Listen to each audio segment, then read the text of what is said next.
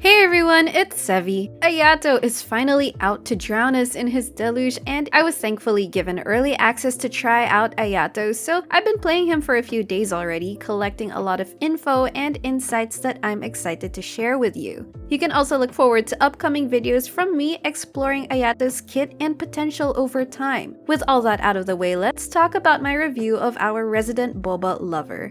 So the very first thing I noticed when playtesting Ayato is that he feels so good to use. This is particularly because of his skill, which makes him enter into his DPS state dealing swift hydro slashes. It's a simple yet very satisfying gameplay experience. Hold the attack button and make him disappear in a blur, then see and hear those attacks connect one after the other. The visual and auditory feedback all come together very nicely. And I know this is a subjective aspect, but for me, that's how it feels. In fact, it's very similar to my experience with Ito's playstyle. And when Ayato attacks, he inches closer towards the enemy to ensure he hits enemies that may be out of reach. Upon facing multiple enemies, he'll face towards the nearest target when the previous one dies. The mechanics are very convenient and user-friendly. This satisfaction is further reinforced by his increased resistance to interruption during his skill. And given his relatively high base HP, he's definitely not as squishy as Yae. But it's worth noting that it does not make him impervious to stagger as well as Raiden's burst does. So if the enemy has a strong stagger attack, it's risky to not dodge without a shield. In fact, him getting staggered makes him lose more DPS time rather than actually dodging. So if you set up his skill right, you can let loose without having to worry of dodging. All in all, I think it's a cohesive playstyle that makes him feel like a fast and furious character that delivers a deadly flurry of attacks. If that's what you're looking for in a character, then he's your guy. So he feels good, but is he actually good?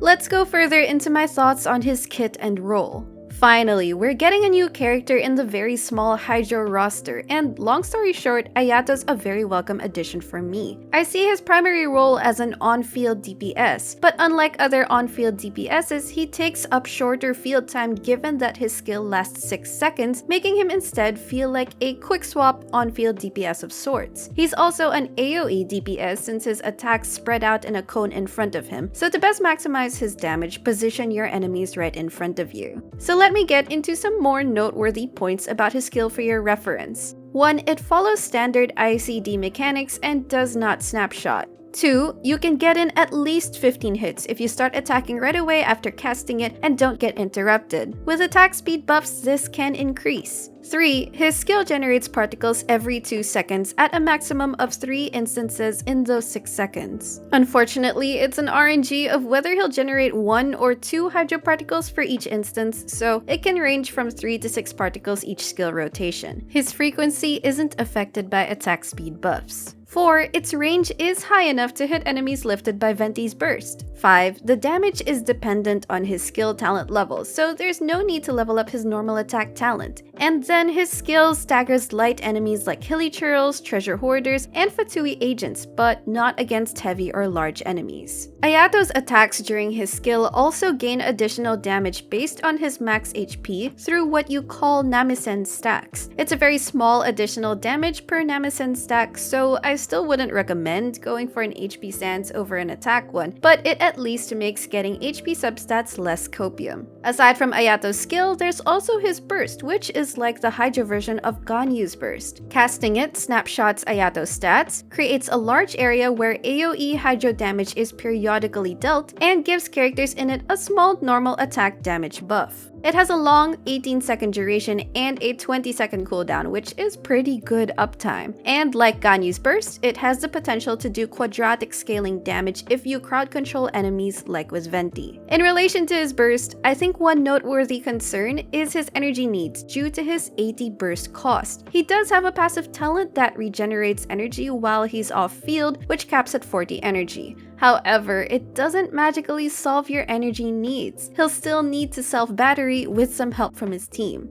If you want him to burst reliably in your rotations, then having ample ER and sources of energy will make this possible. I don't necessarily recommend an ER sword or ER sands for him since that would be a big DPS loss, but ER substats or a 2-piece emblem set might help him with this. To burst every rotation, he needs about 150% ER from my experience. This can fluctuate depending on what you're up against and your source of particles. But if you're alright with him not bursting every rotation in certain teams or cases, aiming for about 120% ER is okay. Basically, don't neglect getting ER stats for him, and be conscious of your team's energy generation if you want to maximize his entire kit. Moving forward, how is Ayato as a DPS? Well, other characters considered, I think he's great. I don't consider his personal DPS to be at broken levels, but he's very good nonetheless. Still, no man is an island, and that holds true for Ayato. Given his kit, talent multipliers, and hydro application, his team DPS contribution comes more from the reactions he either procs or enables, which is why comping him in the right team is a must.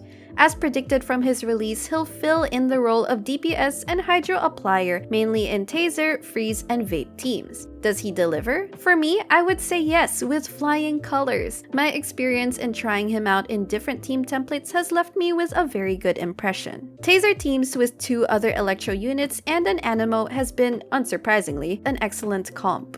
Fischl and Yae's single target skill damage is great for complementing Ayato's AoE damage, and their cooldowns sync well with Ayato's rotations. If you didn't pull for Yae, Beidou is also a good alternative as she further adds more AoE damage potential with her burst. Just don't forget to insert normal attacks between your rotations. Then, as for animal units, Sucrose, Venti, and Kazuha are all great options, with Sucrose being the best, I'd say. The biggest weakness I see in Ayato Taser teams is survivability. One reason Kokomi is amazing in Taser teams is because she solves your survival needs. But with Ayato being the Hydro unit instead, the only protection I had left was from Beidou. Sayu or Jean could be the Anemo unit instead to cover healing, but the team DPS wouldn't be as potent. Bennett is an option, which takes him from teams that will want him more, but he's still a viable alternative for the healing and buffing that can be snapshotted by Ayato, Fischl, and Beidou's abilities. Ayato also performs extremely well with freeze teams, as Ayato can reliably apply Hydro via juggling his skill and burst. My test with Rosaria and Kaya yielded a very good experience, and other cryo units like Ayaka and Ganyu are likely going to be popular combos with him. Given that your team meets the needed energy requirements, rotations will be smooth and Hydro cryo application will be consistent all throughout. This also has a lot more survivability compared to Taser teams, since if you play it right, enemies are hardly ever able to hit you, so there's also little chance of staggering. It's amazing with Venti, but of course still possible with other Anemos. Vape teams are also very workable, which I mostly tried with Bennett, Xiangling, and Kazuha. However, given the alternative vape team combos, Xingqiu and Child can have better Hydro application to enable Xiangling to vaporize more often, which you want to take advantage of since Xiangling snapshots buffs in such a team. If Xiangling can't capitalize on her burst vapes, then team DPS is affected. Though this is somewhat compensated by Ayato himself dealing a lot of damage in his window, and I still found this Ayato variation to comfortably pass through the most difficult content. Perhaps not as optimal as the previous iterations, but still fun and worth using if you really want to. Alternatively, an Overvape Sunfire team is another fun way to change up the vape into Overload plus vapes. This consists of Ayato, an Electro, Bennett, and Jean. Also workable, but you need to ensure there's enough energy generation for Ayato's burst to be up as often as possible. Finally, I also tried to make Ayato Hypercarry teams wherein all other teammates are trying to give him as much personal damage as possible during his DPS window. First, I tried a Geo-Resonance comp using Yunjin and Zhongli to further increase raw damage, accompanied by a Mona equipped with Thrilling Tales to buff Ayato's attack on top of her Omen buff. I put Mona instead of Bennett so as not to steal him from other teams that need him more. This team has great survivability, is comfortable to play, and doesn't need a healer unless against corrosion, for which you can give Mona a prototype Amber instead. While there's no Anemo Viridescent Venerer Shred, Zhongli's Shield and Geo-Resonance help make up for it. This team will need a lot of energy, especially on Yunjin and Mona, since they'll need to be able to burst on cooldown every rotation, and getting Ayato to burst each time will help a lot too. Ayato is basically the only one dealing damage in this team with his teammates' buffs. With enough energy and equipping Favonius weapons for some teammates, this team's rotation can be smoothly chained with consistent burst uptime. Next, Fischl makes for a great partner for Ayato to proc Electrocharged and her single target damage. Then we can complement this with Yunjin and Zhongli for their buffs and Geo-Resonance to just increase Ayato's raw damage. Lastly is this Ayato carry team, where you can also use Xingqiu for his off-field damage since his swords will be procced by Ayato. Be sure to insert normal attacks between abilities to keep proccing the swords. It's just important to swirl Xingqiu's Hydro with Kazuha before snapshotting Ayato's burst and entering his skill. Of course, a very big caveat with this team is that it steals your very valuable supports from your other team. Now for fun, I checked how Ayato and Thoma perform together since they're canonically affiliated. Thoma actually does a great job of protecting Ayato during his DPS window, since Ayato's normals refresh Thoma's shield. Unfortunately, it's Thoma's pyro cones that vaporize, not Ayato's normal attacks, which can be slightly remedied by bringing other sources of pyro. It's a fun casual combo, though not a meta one. Anyway, I'm sure there are other team comps out there to try, but to summarize, I think Ayato is a solid addition to create team comp variations of the already excellent existing template, which is particularly helpful for diversifying Spiral Abyss teams. And perhaps there will be more unique teams to be discovered in the future. If you were unable to get the past featured Hydros, Child, and Kokomi, and now are getting Ayato to fulfill that role, then I think you'll be quite satisfied. Another thing I like about Ayato is his build convenience. Ayato has a lot of artifact sets and weapons that are already available and viable for him, so I find building him to be relatively flexible, which players will appreciate.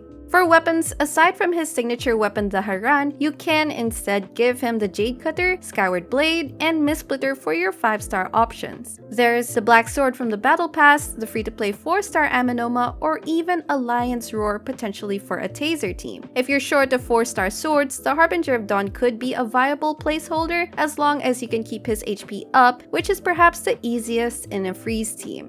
Then, for artifacts, even though the new Echoes of the Offering set is coming out alongside Ayato this patch and does favor normal attack playstyles like his, you can still use different options. Right now, there's 2-piece combinations of Attack Percent and Heart of Depths. For full set options, there's 4-piece Heart of Depths if you've already pre-farmed it, 4-piece Glad, which you can passively farm or get from the Strong Box, 4-piece Blizzard Strayer for freeze teams, and of course the new 4-piece Echo set. If you want to prioritize his burst for a Hydro application, I suppose you can give him a 2-piece or 4-piece emblem to assist his energy needs and boost burst damage. To wrap up this review, Ayato has a fun playstyle, a solid kit without any glaring problems for me, and a definitive place in our present and perhaps future team comps. All my testing was done at C0 and I feel that he's complete at that point. Constellations will only improve his damage, but they're not fixes to anything inherently wrong with him, which is good. So how worth it is it to pull for him?